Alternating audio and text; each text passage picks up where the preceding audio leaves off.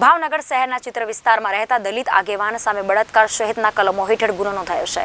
પોલીસે બળાત્કાર સહિતની વિવિધ કલમો હેઠળ ગુનો નોંધી કાયદેસરની કાર્યવાહી હાથ ધરી છે। દલિત આગેવાન મનહર કાનજીભાઈ રાઠોડ તેમજ વીણાબેન કાનજીભાઈ રાઠોડ સામે બોર તળાવ પોલીસ સ્ટેશન ખાતે નોંધાઈ ફરિયાદ।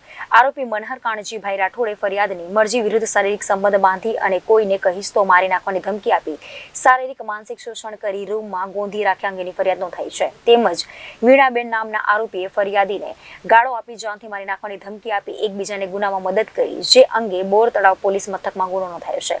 પોલીસે બળાત્કાર સહિતની વિવિધ કલમો હેઠળ ગુનો નોંધી કાયદેસરની કાર્યવાહી હાથ ધરી છે।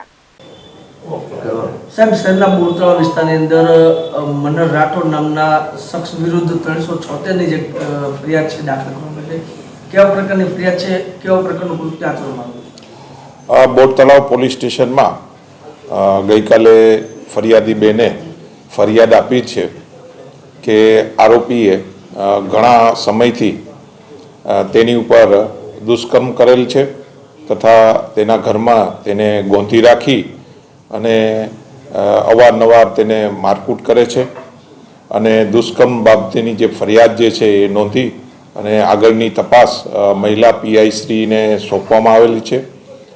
આ તપાસમાં જે મહિલાનું જે છે મેડિકલ કરવામાં આવેલું છે અને પુરાવા એકઠા કરી અને વહેલી તકે આરોપીને અટક કરવામાં આવશે। હા, એ માતા જે છે તે બી ફરિયાદી બેનને અવારનવાર મારતા હોય અને માનસિક ત્રાસ આપતા હોય એ અનુસંધાને ફરિયાદમાં તેનું નામ છે। હા, સમાજમાં એ કાર્યકર છે સમાજનો।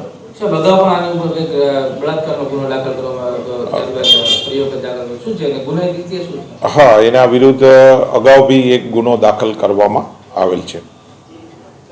Thank you. Bureau report Janadesh news, Bhavnagar.